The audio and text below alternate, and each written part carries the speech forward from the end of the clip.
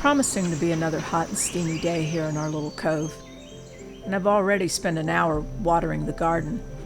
I've hauled, I think, probably about 40 2-gallon watering cans up to the garden from the creek to water everything.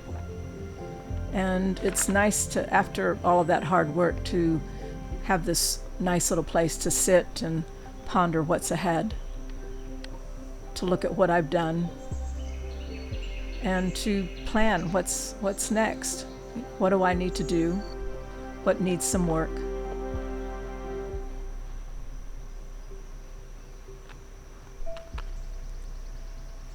But it really is nice to just sit here and rest for a bit after hauling all of that water. Gaze upon all the beautiful things in my garden and sip a nice hot cup of tea.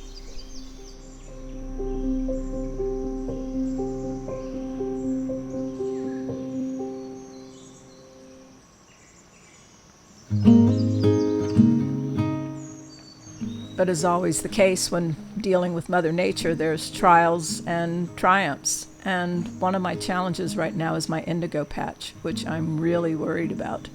As you can see, it's just not doing much of anything.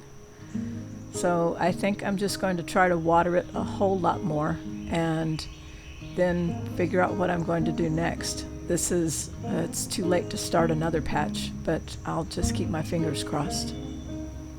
And right across from that struggling indigo patch is a great little success story.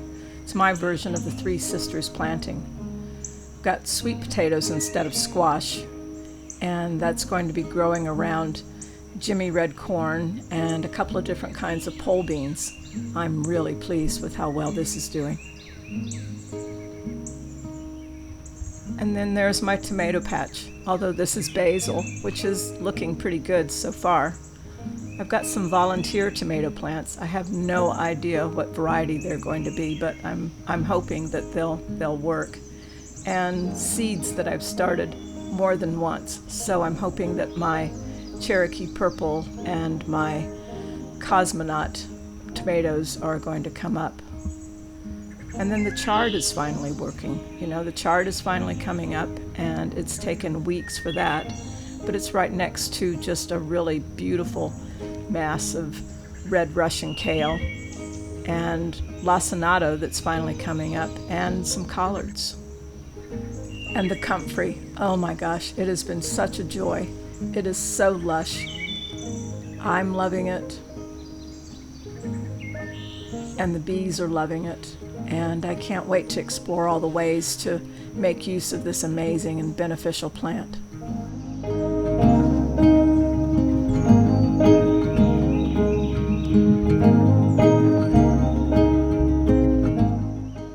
My bean patch, it's doing pretty well. There's actually a few beans on my provider green beans, and the garlic is getting really close to harvesting. The sugar snaps, well, they've been kind of a mixed bag as well. There are some, mostly just for snacking, or maybe to put a few in salads.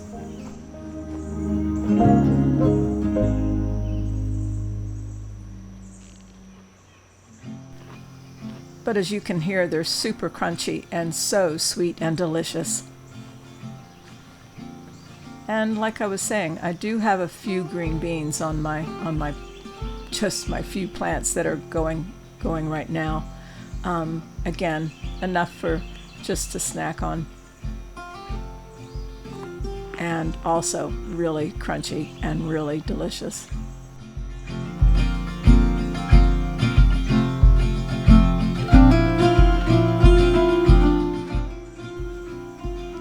And I actually have a few blackberries. This is a thornless blackberry, and if the birds don't get them, we'll have enough for a little snack. My lettuces are looking pretty good, and turnip greens that I'm not sure quite what to do with. Tiny, tiny California poppies next to cosmos, next to scarlet runner beans that promise to be huge, really tall, and will wind up that trellis and hopefully provide some really good eating. And all of my little garden structures are holding up pretty well. All the funky little things I've cobbled together with birch saplings and galvanized wire fencing and looking pretty good. I just bought some water tanks and I'm going to set them up down by the creek and run pipes so that I can make watering a whole lot easier. I still have some saplings for building some raised beds. No more of the large logs, but that might change. And I've got straw for the paths, and I still have plenty of compost to build up those raised beds. And I love having this nice place to sit and contemplate all the beauty around me and to just be.